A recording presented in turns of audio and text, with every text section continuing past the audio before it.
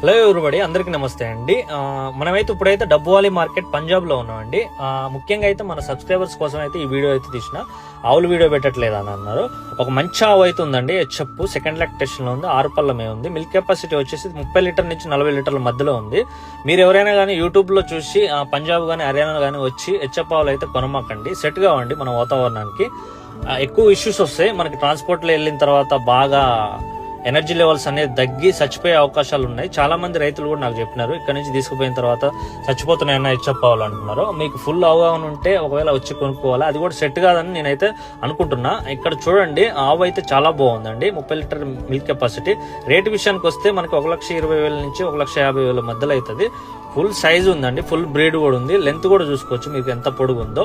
మీకు ఈ కండిషన్ లో ఉండటానికైతే ఆవు అయితే ఇక్కడైతే సైలేజ్ వాడుతున్నారు, మొక్కజొన్నతో చేసిన సైలేజ్. మీరు కూడా వాడుకోండి, ఆవులు అయితే కండిషన్ లో